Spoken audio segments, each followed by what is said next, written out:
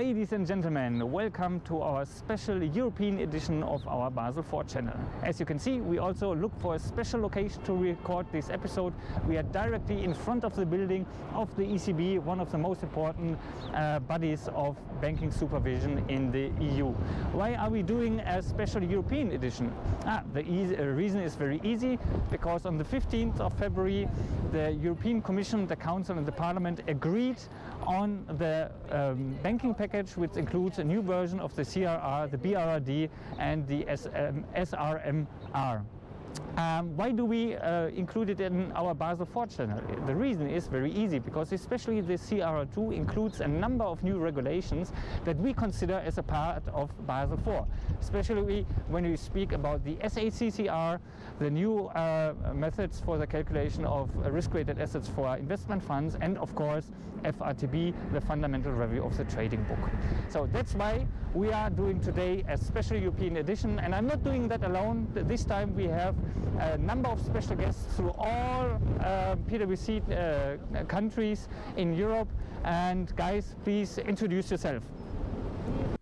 Thank you, Martin. Hello everyone, my name is Abdelham Barki. I'm speaking to you from Amsterdam. I'm a partner in PwC Amsterdam. I'm leading our prudential regulations business here in the Netherlands, advising banks around prudential regulation and financial reporting. Some of you might have seen me in older of our YouTube channel recordings. Good morning, my name is Álvaro Benzo. Buenos días from cloudy Madrid. Which today looks more like Frankfurt. My name is José Alberto Domingo. We are both partners in the area of financial services, risk and regulation. Hi, my name is Hortense Suez. I'm a director in FS Risk and Regulation in PwC UK. Hello, I'm Guillaume Magdalens, working from PwC Belgium and part of the Market Risk Working Group. Hello and good morning from Frankfurt. My name is Stefan Röth. I'm a senior manager at PwC and I'm happy to talk to you about Basel IV today.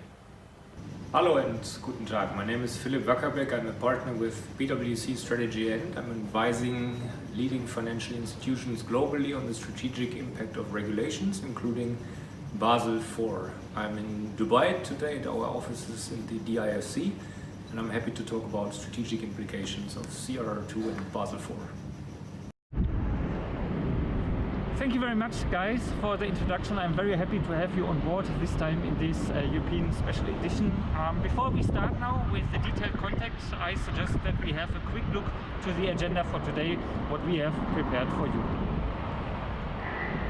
We will start, of course, with a quick introduction, and here in the introduction we will especially focus on what is going to be the timeline for the implementation of all these new requirements. In the first drafts, it seemed to be quite easy, because there was only one date when the CRR, the BRRd and the SRMR will come into force. Now it's a little bit more difficult, because there will be different dates that must be considered.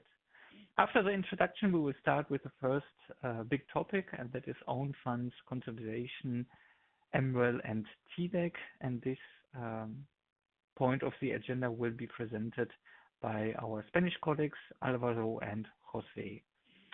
After own funds consolidation, MREL and TLAC, we will move on to the risk-weighted asset side, and we will start here with credit risk and the counterparty credit risk.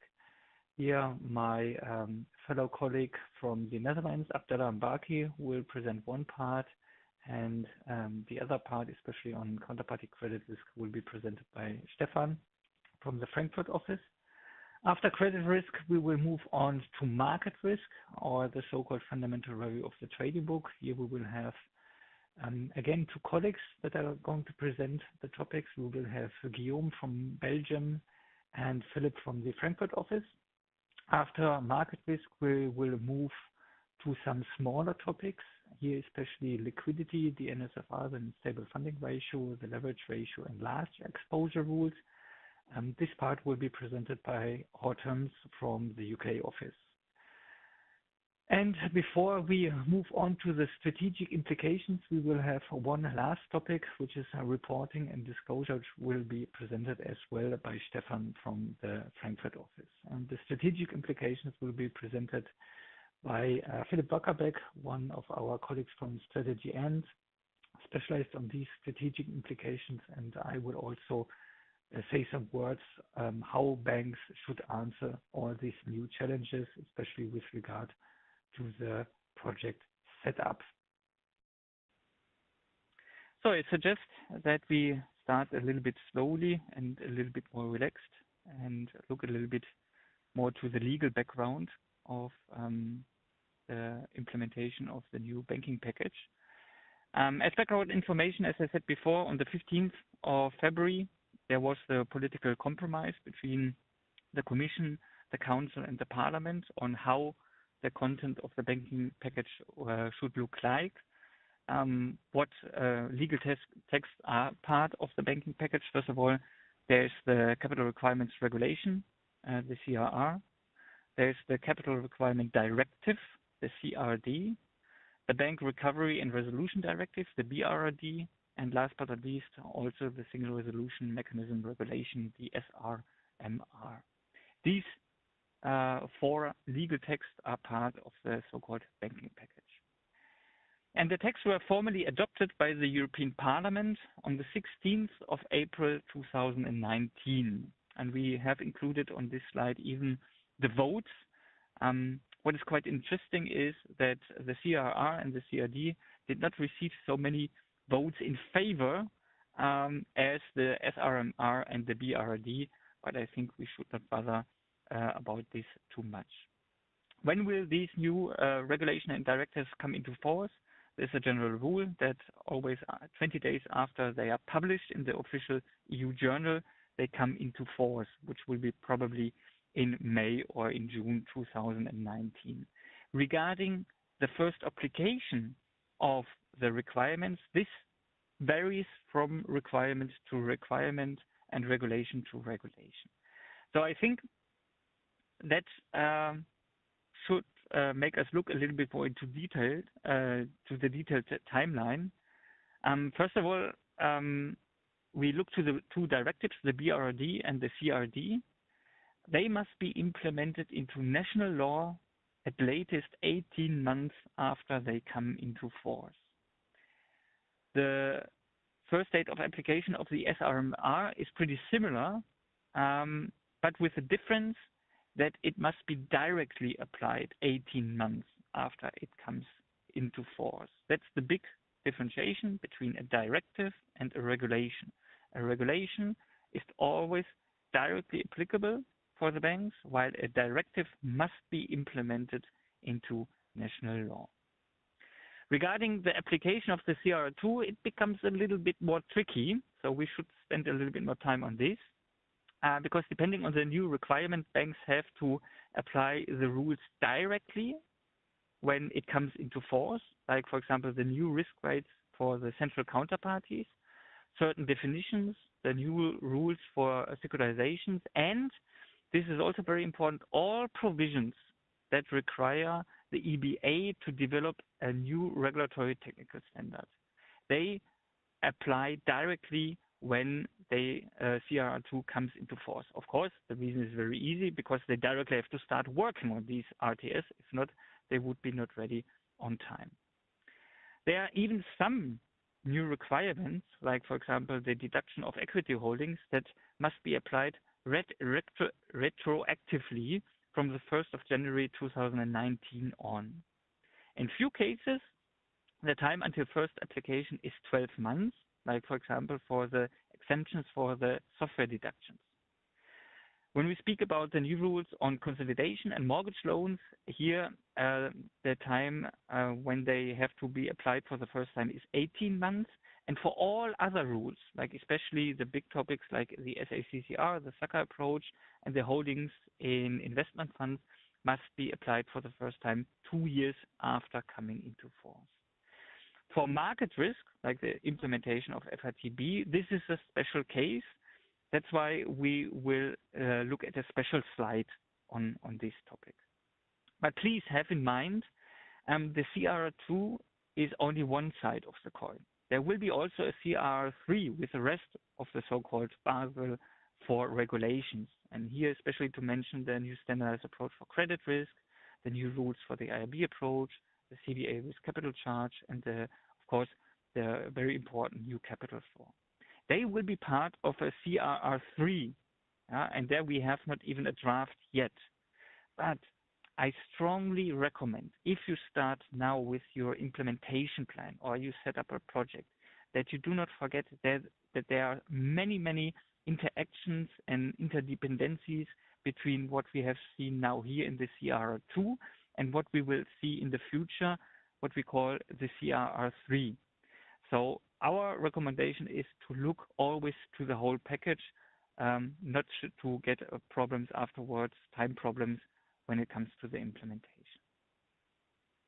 As I said before, when we look to trading book rules, here it becomes even more tricky regarding the transition rules. The first very surprising requirement is that actually there will be no new binding capital requirement for market risk.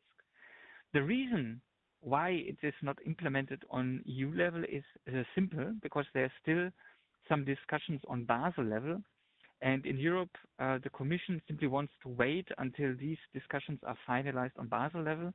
And what they do already here in the CRR II is that they put in a requirement for the EBA to develop a delegated act with a proposal on how to implement FRTB in the future.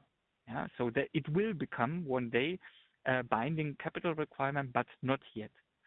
But why are the market risk rules are anyway part of the CRR II? And the reason is also quite easy, because the Commission said it might be necessary that the banks start as early as possible with the implementation, especially of the new standardized approach and the new internal model-based approach. That's why there will be a reporting requirement from 2020 on, the end of 2020 on. And how this reporting requirement should look like, here the EBA should again develop a regulatory technical standard until the end of 2019. So that there's no binding new capital requirement does not mean that the banks do not have to take care of FRTB. No, it's the opposite, because there will be from the end of 2020 on, or you can also say in the beginning of 2021, a reporting requirement at least for the new standardized approach. And also what is very important that I would like to mention here is that on EU level, new names for the standardized approach for market risk and the internal model approach are used, because the new standardized approach, the sensitivity-based approach, will be called on EU level alternative standardized approach, and the new internal model approach, where the banks have to use the expected shortfall, is going to be called the alternative internal model approach. That's a little bit confusing, but when we get used as quickly as possible to these new terms, I think it will be quite straightforward.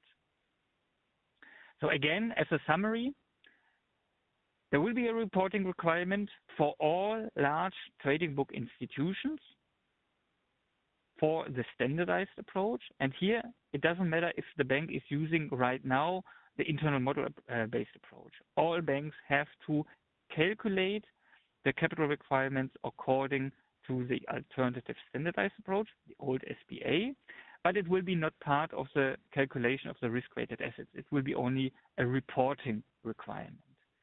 And for banks that would like to use the internal model approach, the alternative internal model approach also in the future, there will be a reporting requirement at latest 3 years after the publication of the last technical standard that is giving more detail on how the new alternative internal model approach should look like. So altogether, main message here when we speak about FRTB, even when there is no new capital requirement, the banks directly have to start with the implementation of both the new standardized approach, or how is it called now, the alternative standardized approach, and the new internal model approach, which is called now the alternative internal model approach. So now it's time to go into the details, and the first topic will be capital consolidation and MREL, and here I have the support from my PwC colleagues from Madrid, Alvaro and Jose. The stage is yours. Today we would like to talk to you about the main changes and novelties in the CRR II related to own funds consolidation and MREL and TLAC. As regards supervision on a consolidated basis, the new framework clarifies the definition of financial holding company, mixed financial holding company, and material subsidiaries to determine the perimeter of regulatory group for the application of the new framework, and introduces the obligation to set up an intermediate parent unit for groups established in a third country, as you can see here on the slides. Regarding the requirement for on-balance instruments and reduction, the new regulation, CRR II and CRD V, are going to introduce main changes. We would like to clarify regarding the deductions, because in the new regulation, the supervisor or the regulator is not going to deduct the software from the CT1. That is something very, very relevant in a digital world. Another point that is relevant is that after some doubts and discussions, the regulator is not going to deduct the negative goodwill. And regarding the minority interest, the regulator introduced some changes relevant. Furthermore, for international banks, something that is very, very relevant, because regarding the third countries, the minority interests in third countries are going to be easier to be eligible. Then, as regards MREL and TLAC, there are very important changes in this new legal setup. There will be, first of all, a general requirement for all CRR institutions to hold a minimum level of MREL, and there is a new subordination requirement for global systemically important institutions and top-tier banks, which may have significant impact.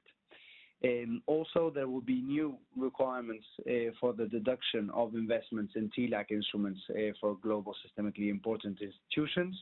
It will be very important to take into account the new levels that will come into force first until 2022, with a minimum level of TLAC of 16% of RWAs or 6% on a leverage ratio basis, which will then increase to 18% of RWAs from 2022 onwards, and to 6.75% on a leverage ratio basis.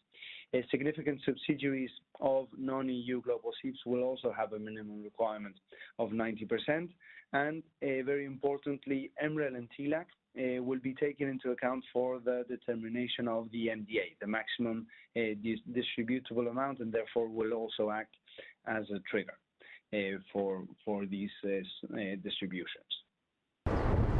Okay, thank you very much, Alvaro. Thank you very much, Jose. Now to the next topics. That will be the new methods for the calculation of risk-weighted assets for investment funds and for securitization. Abdullah from Amsterdam. Now it's your turn. Today I will tell you some of the changes around CRR II, particularly around investments in equities or equity investments in funds, and some of the changes in the securitization rules, although they are not particularly part of CRR II because they've already been enforced earlier this year. But I will talk you through some of those changes. So we'll switch to the slides, and I will give you a brief update as to what's changing in these topics. So moving on to the next screen, which is basically a summary of the, let's say, hierarchy, which I just explained, where obviously applying a fallback approach is very conservative. It does not require much granularity, and with a look-through approach is, of course, quite granular, understanding all the underlying exposures to be able to apply the look-through approach, where you would basically apply, depending on the let's say, whether the institution is allowed to apply for the exposure, the IRB approach, or it would apply the standardized approach. There is, of course, for the IRB banks, a so-called modified standardized approach, where basically the standardized approach would be applied, even though this is an IRB bank. And then, as I said before, the mandate approach is basically based on the mandate of the fund, or the investment mandate of the fund, to determine what the risk weight is. And as I said before, as you can see, it's or applying a more conservative approach to. So this is basically the hierarchy of approaches. So then moving forward, you can also see on this screen. I think the good thing of the new securitization rules, it basically, in a way, I would not per se say simplified, because it sounds as if it's now a walk in the park and easy compared to the current CRR, but basically it's more clear in terms of providing a clear overview, rather than basically the let's say the spider web that the current securitization framework is, or as I would say. So in terms of the hierarchy,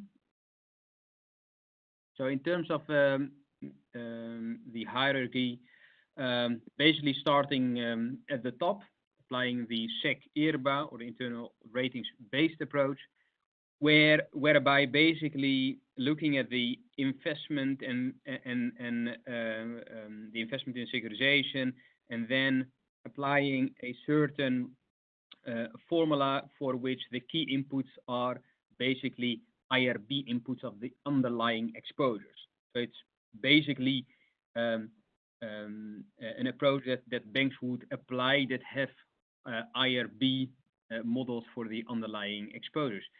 So in case the bank does not have the IRB models for the underlying exposures, it would then default to the second approach, which is basically the standardized approach. And there it's basically, again, input factors are standardized input factors, which on the basis of which the risk weight would be determined for the specific exposure. And then the third, basically in line, although it's not fully in line, or third in line, as I will explain. The third in line is basically the SEC-IRBA, which is the external ratings-based approach. In case the exposure is rated or an inferred rating applicable, then basically the risk weight is determined on the basis of that external rating. And as I said just a minute before, it's not fully third in line, because if the exposures are rated, in specific cases, a bank could apply for, instead of the standardized approach, the IRBA approach, but would need to notify the supervisor in that case, in specific cases. And then, if none of these three approaches can be applied, which would be expected to be rare, having said that, it is quite key to take it into account. If none of these three approaches can be applied, then the fallback, similar to the equity investment in funds, is a 1250% risk weight.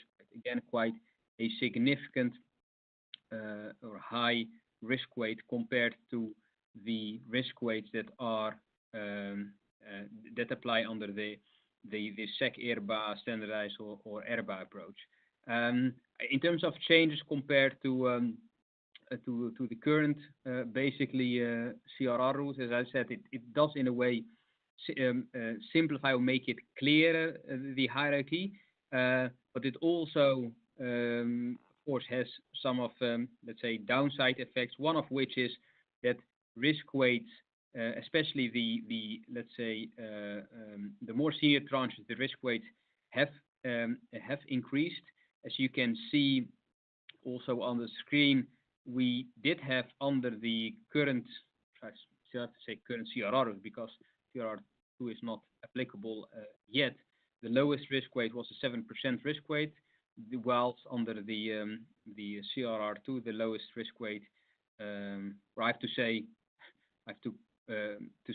this, of course, already applies. It's not CRR II. It applies from January 2019. So previously, CRR would say a lowest risk weight of 7%, which meaning the 7% that we used to have until, so I have to say, until the end of 2018, so a couple of months ago, was 7% and now is 15%. So under the current, say the new securitization capital rules, which don't have to wait for CRR II, I have to say, obviously.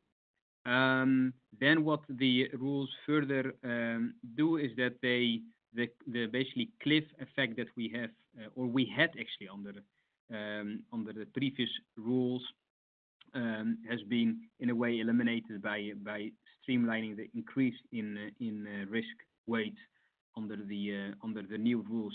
I think in addition, an important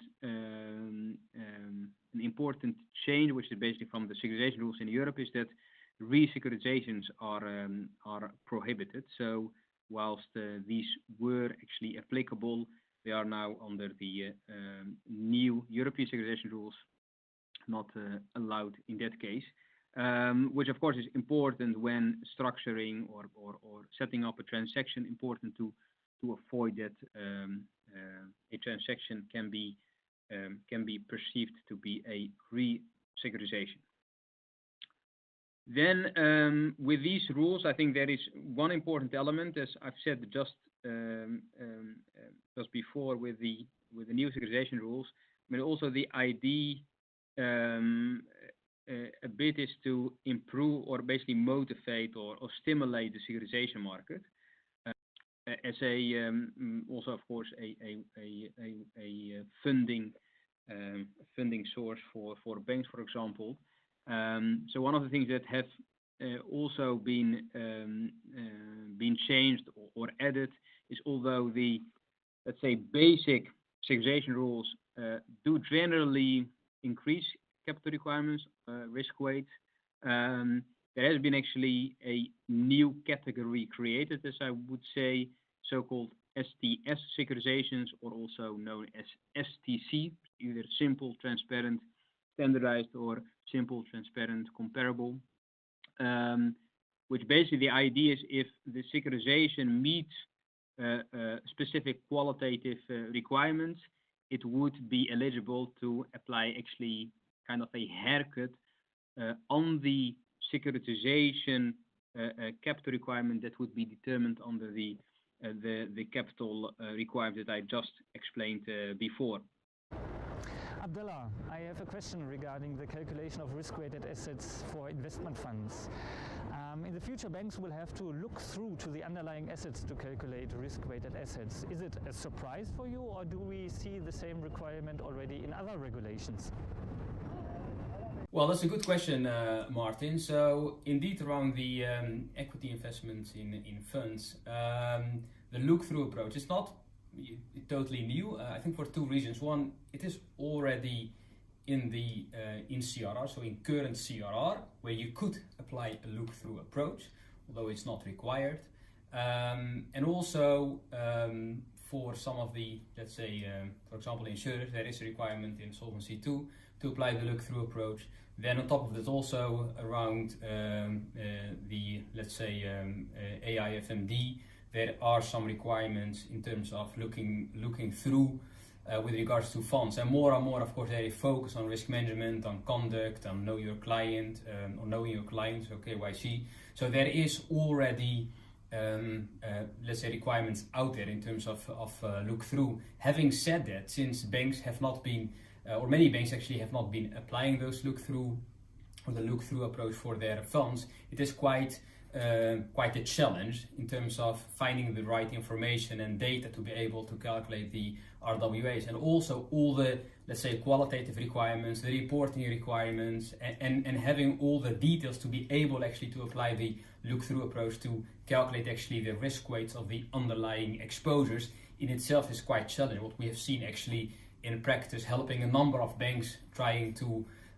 meet the requirements for the look-through approach. So indeed, it's not completely new, as in it's only in CRR II, but being able to calculate the RWAs in a good way requires a lot of information, a lot of data reporting, and is quite actually a challenge for banks to do that properly to determine the impact and comply with the CRR II. Now a question regarding securitizations, Abdallah.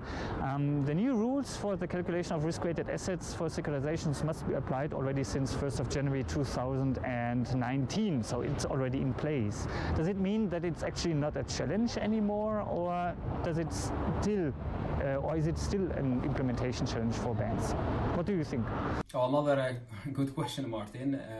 I know you like asking all those questions, but so on the securitization rules, yes. As I've also said before, they already apply from January 2019. But of course, as you've also seen, and the market in the securitization market is not really picking up yet in a good way. So there will be a number, and we're actually working a number of banks that are working on setting up new securitization transactions. So and then of course there will be new investors in those transactions. Although the rules already apply, there will be new transactions. There will be banks transacting or investing in securitization vehicles. So they will be exposed to these new rules shortly, which means even though they are not exposed now to the rules, they will be exposed and will need to apply those rules for any new transaction. So yes, rules are already there, but for new transactions they will be quite relevant and important. And also actually banks that have already applied the rules, you do see, since they've just actually applied since early this year, January 2019, we do see still some improvements within those rules. Also, as I explained, the hierarchy applying the standardized approach, or the higher hierarchy applying the, let's say, IRB approach, which generally would lead to, let's say, lower capital requirements. If you don't have the underlying information, you can't, of course, apply the IRB. You'll have then to default to the standardized approach or the ERBA approach. Banks will work on the underlying exposures to either develop, let's say, internal models to be able to apply that, or to obtain the relevant information and to be able to develop those models. So yes, the rules are there, but that does not mean that it's all a walk in the park at this stage for a bank. There is still a lot to do for existing transactions, but also for new transactions. I hope that answers the question and makes clear that these rules, although they are simplifying things compared to the current securitization framework, it is quite challenging to basically apply the requirements. So let's move on. Now we start the topic of credit risk. We are going to speak about counterparty credit risk in the banking book, the new SACA approach, but also there are some smaller changes in the IRB approach and the standardized approach, and that will be presented from Stefan. Thank you, Martin. Now we will take a look at the topics of credit risk, reporting and disclosure. So let's start with a look at the revised standardized approach for credit risk. There are a number of minor edits, for example, adding additional entities to the exposure classes of multilateral development banks or international organizations. But what is much more important are the changes to the so-called SME factor. You may well remember the famous 0.7619%, which are multiplied to the risk-weighted assets for SMEs. The EU decided to keep this strange number, but broadens the scope of application. Until now, only exposures of up to 1.5 million euros receive the SME factor. In the future, this will be broadened to 2.5 million euros, and in addition, SME exposures above 2.5 million euros will receive a supporting factor of 0.85. What is important is that the definition of SME is retained, so we are still focusing on exposures to corporates with up to 50 million euros in annual revenues. And finally, because the EU is so happy about their support factor, they decided to add an additional support factor for so-called infrastructure projects. These are corporate or specialized lending exposures which are used to finance entities that provide public infrastructure with a quite soft definition, but also coupled with a big list of requirements that need to be fulfilled. So if you want to take account of this new supporting factor of 0.75 to reduce your risk-weighted assets, there is a lot of documentation to be done to show that the requirements associated with these financings are being fulfilled. Next topic we're turning to is counterparty credit risk. As you may well know, there is a very important change with regard to the calculation of the exposure at default for derivatives, but this is not all. There are also changes to the calculation for CCP exposures, making them more easy to calculate and reducing the complexity that has been present so far. And as you can see in the middle of the slide, in this case, it's important to report that there are no changes to the scope for the CVA risk capital charge. So all the exceptions present in current CRR, which have been criticized quite verbally by the EBA, are being retained. But now let's look to the SACCR itself, which has been copied more or less one-to-one from the Basel papers. However, the EU decided to add some thresholds and simplified methods for smaller institutions. So institutions with little or no derivatives may either use the so-called simplified SACCR or the revised original exposure method instead of the approach that was formulated by the Basel Committee. In both cases, the simplified approaches will lead to more conservative estimates of EAD and therefore RWA, but bring some simplifications with regards to the mathematics employed. Stefan, regarding the changes in the standardized approach, they are not so many, and the big surprise is that actually banks can reduce their risk-weighted assets, especially for SMEs and for infrastructure finance. What do you think? Are these changes significant, and is it difficult for the banks to achieve these reductions in the risk-weighted assets? Yes, these changes are significant insofar as they allow banks to reduce the risk-weighted assets. On the one hand side, we have the SME factor, which is already known today, where the scope of application has been broadened. So there is not much effort required to achieve a real important reduction in risk-weighted assets for banks employed in SME business. On the other hand side, when we turn to the infrastructure factor, there is really a lot more effort necessary to show that all the qualitative requirements are being fulfilled. But if that is the case, there is also the chance to reduce your risk-weighted assets by 25%. Now, the last point that you mentioned is very interesting, the pledged salaries. We have been analyzing this new possibility to reduce risk-weighted assets, and we are not very sure if this is really of great significance for institutions here in Germany, but this may be different in other EU countries. Yeah, thank you very much, Stefan, for this interesting presentation about SACCR. It seems that it's a very complicated and complex topic with a lot of formulas, and the EU answers this complexity with some additional proportionality requirements. So therefore, there will be not only the sucker approach, there will be also a simplified sucker and the original exposure method that banks can use. What do you think? For which banks does it make sense to use one of the more simplified approaches, or do they not make any sense at all? Yes, as I already said when we were looking at the slide, there are two less complex alternatives to the SACCR. 2 points are important here. The first point is that all of these three approaches lead to the same results in the case of derivatives which lack all complexity. If there is no netting agreements, no variation margin is being exchanged, no negative market values are present. So in this case, there really is no difference at all between these three approaches. But as complexity increases, the advantages of the full SACCR become more apparent because he leads, as I already pointed out, to lower exposure at default values than the two non-complex alternatives. Yeah, thank you very much. That was already a lot of content, and I think it's necessary to make it a little bit more digestible. So this time we will divide our YouTube channel episode in two parts. The first part was now about the introduction, capital consolidation, MREL and TLAC, and also credit risk, including the SACA, securitization and investment funds. And the second part will be about the other topics, especially regarding market risk, the leverage ratio, the liquidity, NSFR, reporting, disclosure, and of course we will give a quick outlook on the strategic implications. So see you soon in the second part of this Basel IV YouTube channel episode.